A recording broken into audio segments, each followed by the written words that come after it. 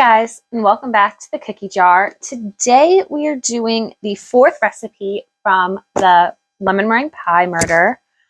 They are called cinnamon crisps, and I don't know if I did it in the end of the last video, but these make me think they're going to be like snickerdoodles just because they get rolled in cinnamon sugar and all that. So the first main thing with this recipe is that you are preheating the oven to 325.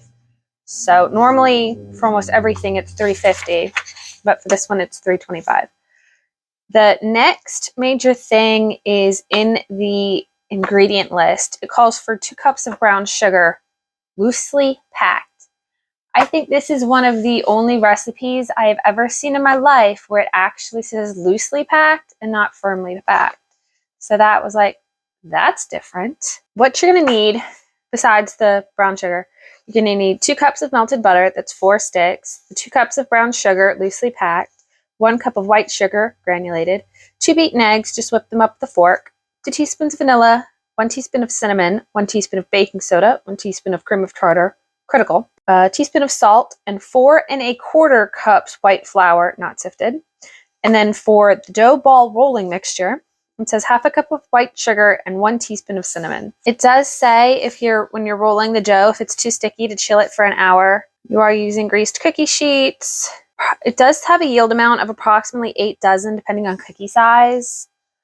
Considering you're using 4 sticks of butter, 3 cups of sugar, and 4 1/4 cups of flour, I'm assuming that this is going to make a lot, at least 6, maybe even 7 batches, at least. The only anecdote on this is that Lisa loves these cookies. It's the only time I've seen her eat 1/2 dozen of anything at one sitting. So everything is laid out in the kitchen, so let's get in there and get started. So here is everything that you're going to need for these cookies, including the stuff to mix to roll it. So we've got our butter melted in our mixer. The first thing it wants us to do is add in the sugars and get that mixed up. So that's our 2 cups of brown and our 1 cup of white. So the next thing we want to do is add in the eggs once the butter is cooled off. I melted this quite a bit earlier, so it's already cold. So we're going to add in our 2 eggs.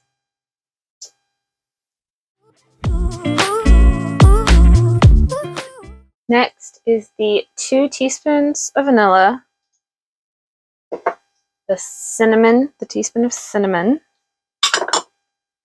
the teaspoon of baking soda, and the teaspoon of cream of tartar, as well as the teaspoon of salt. Get that all mixed up. The next thing it says is to add the flour in increments. It doesn't say how much to add at a time. So we're just going to shake some in and mix it up. Probably do about maybe a cup per rotation, maybe a little more because you got that 1/4 cup in there. This does seem really soft, and I know there's still more flour to add, but I'm wondering if it's not going to have to go in the fridge.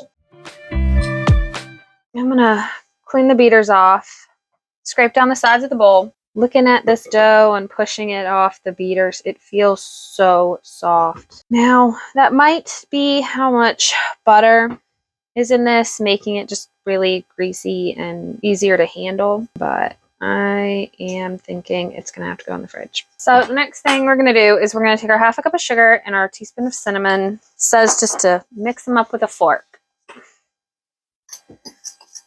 This gives us our cinnamon sugar topping to roll them in. These definitely make me think of snickerdoodles with the cinnamon and the sugar and everything. We have our trays with our mats. See if we can't get this scooped up.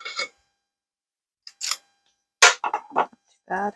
They are very soft. I really don't like how soft these are. Okay, so I am making an executive decision to put these in the fridge for probably 1/2 an hour just because it's just so gooey. Okay, so we are back. It is half an hour later.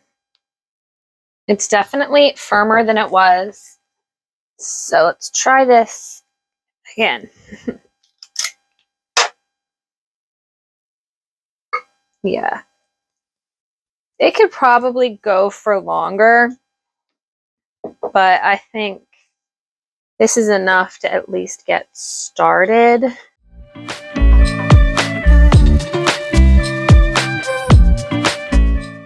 And here is the first tray. Now I'm just going to finish scooping them up and we'll see how many we end up with. We have finished rolling and coating the cookies. There are 81 in total. That's 6 and almost 7 trays. Now these are going to go in a 325 oven for 10 minutes, sit on their trays for 2 minutes, and then go to the wire rack till they're done cooling. Okay, so here is the final product of the cinnamon crisps.